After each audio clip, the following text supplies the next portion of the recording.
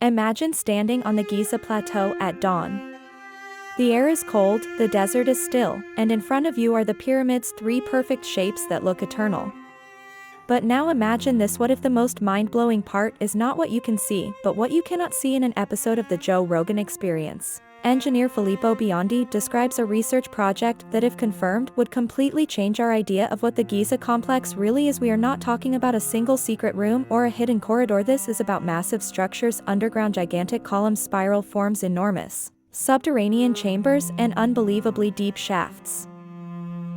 The first thing to clarify is that Biondi does not present himself as an Egyptologist. He says he is a telecommunications engineer who has worked for a long time with radar and satellite systems. He explains that the group includes Corrado Malenga and that the initial idea was simple: use satellite analysis techniques to obtain a kind of tomography of the subsurface and internal structures without digging. In the podcast, they explain that the radar is on a satellite hundreds of kilometers above Earth, collecting radar snapshots as it travels at high speed, and that through signal processing and tomographic inversion, they attempt to reconstruct a three-dimensional geometry of what is below and inside. Put even more directly, according to them, the subsurface and cavities leave a signature in the data, and the algorithm turns that signature into a 3D model. To argue that it is not fantasy, in the podcast, Biondi brings examples of reliability tests in other contexts: tunnels detected beneath infrastructure monitoring cases for major works like a dam, and even a laboratory inside a mountain, Gran Sasso, where they describe an underground structure more than a kilometer deep. The message they want to convey is this: the technique can detect voids, tunnels, and shapes in complex environments, so it could also work at Giza. Of course, this does not automatically prove that the Giza reading is correct, but it is how they build credibility for the method during the conversation. Then comes the part that makes this story go viral. In the narrative, the research has two phases. The first phase focuses on the Pyramid of Khufu. Biondi claims the technology reproduced known chambers and structures with known positions and dimensions, and especially a multi-layer internal structure they call Z. In the podcast, they describe Z as something that does not look random, but functional. At that point, the natural question becomes: if you can reconstruct something we already know, what happens when you push deeper where no one has ever been able to verify directly? According to the second phase of their work, when they begin scanning deeper and expanding the area, much more controversial results appear. Biondi says they also focus on the Pyramid of Khafre, adjust the algorithms to go deeper, and structures begin to appear that he describes as immense columns. Rogan immediately asks for the size, and the answer is one of the key lines of the episode: about 20 meters in diameter, not a symbolic column, but a gigantic vertical element. Biondi says his first reaction was total skepticism, to the point of holding the results back for months, thinking they could be noise or processing artifacts. But here comes the detail that in their narrative serves as proof. They claim they sought confirmation using other satellites, not only the Italian Cosmo skimmed system, but also American commercial satellites like Capella Space, and they kept getting the same configuration. Rogan asks how many scans they ran on the area, and they talk about more than 200 scans with consistent results. This is the point where the idea becomes: either we are looking at a massive discovery, or we are watching the same mistake repeated in a coherent way, and until someone goes down to check, it remains suspended between revolution and mirage. It does not end there. When Rogan asks what they see beyond these vertical structures, Biondi mentions a regular pattern and introduces another element that comes up often in the episode: the spiral nature, meaning a spiral-like aspect, as if around a core there are structures that wrap and descend. This is where the conversation slips into the most fascinating and also the most dangerous territory: interpreting the function. In the podcast, they cite ideas and theories by Christopher Dunn and other independent researchers who see the pyramid not as a tomb, but as a machine or an energy system based on vibrations. Biondi, while staying cautious in words, shows enthusiasm when he talks about simulations and possible mechanisms for transmitting vibrations. However, his official position in the episode is: I can show you models and measurements, but to know what it really is, we have to go and see.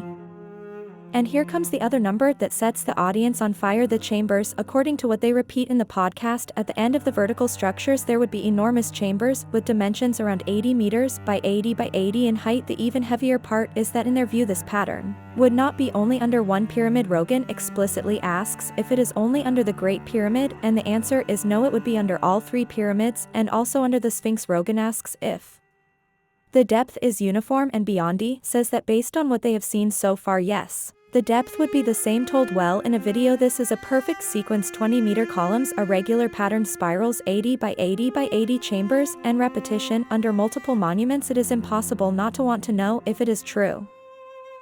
Rogan asks if the depth is uniform, and Biondi says that based on what they have seen so far, yes. The depth would be the same told well in a video. This is a perfect sequence: 20-meter columns, irregular patterned spirals, 80 by 80 by 80 chambers, and repetition under multiple monuments. It is impossible not to want to know if it is true.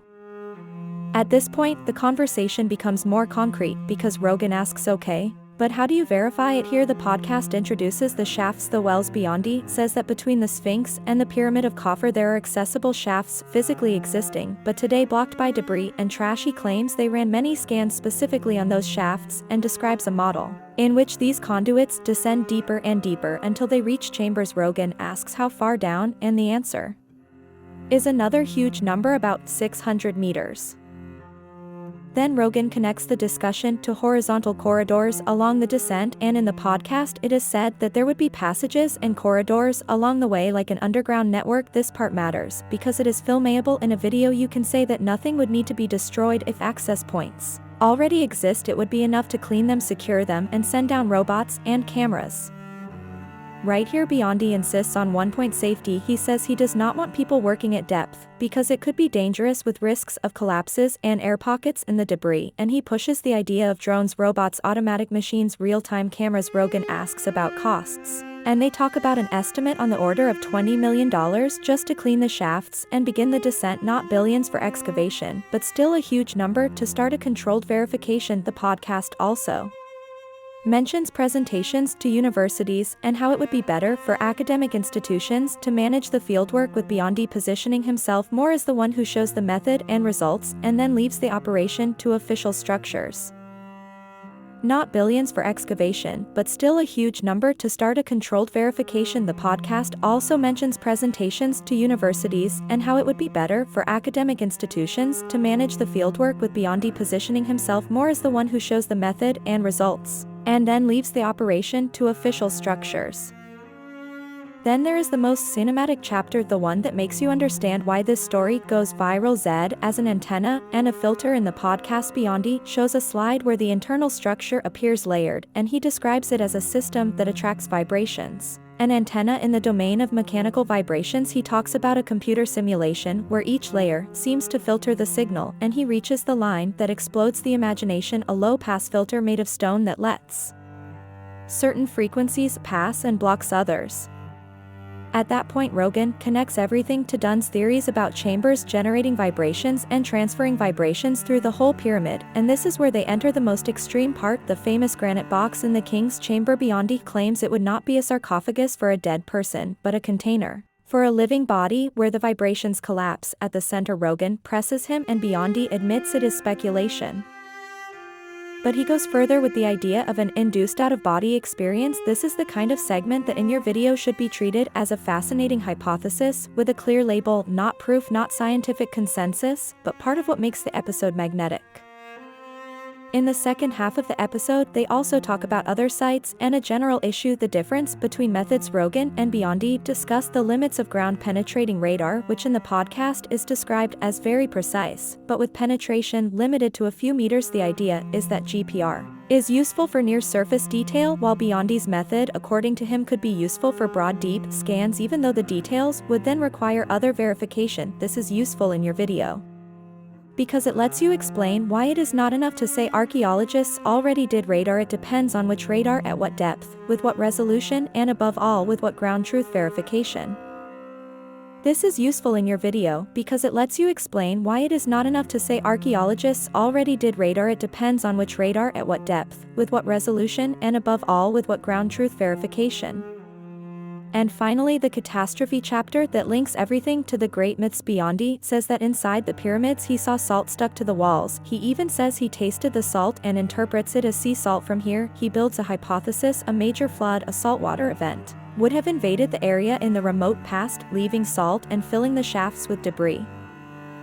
Rogan connects this idea to the fact that many cultures have a flood myth and then brings in the Younger Dryas impact hypothesis, citing layers with impact indicators and the idea of catastrophic events around 11,800 years ago. But the smartest part, if you want a video that looks serious and not only mysterious, is the proposed verification. Take core samples and chemical analyses of the debris inside the shafts, look for salt density, and above all try to recover organic material or datable sediments to figure out when that filling happened. This is the difference between a story that stays viral and a story that can become research, moving from models and images to samples, dating, and real video evidence.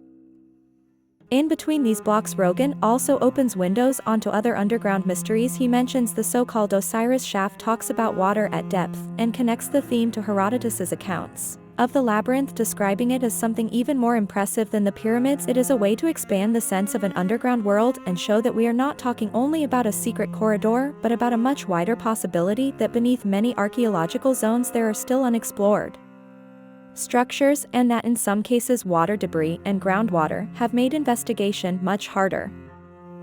So what is the heart of this story, the one you need to deliver clearly to the audience? The heart is this: in the podcast, they present a chain of claims that if confirmed on the ground would change history. 20-meter diameter, vertical columns, regular and spiral patterns, more than 200 scans and confirmations, with different satellites, shafts between the Sphinx and coffer that descend to about 600 meters, enormous underground chambers 80 by 80 by 80 repeated beneath multiple monuments, and then as the mythical layer, the idea of Zed as an antenna and filter, and the granite box as a device for extreme experiences, plus the theme of salt and a flood tied to a much more remote past.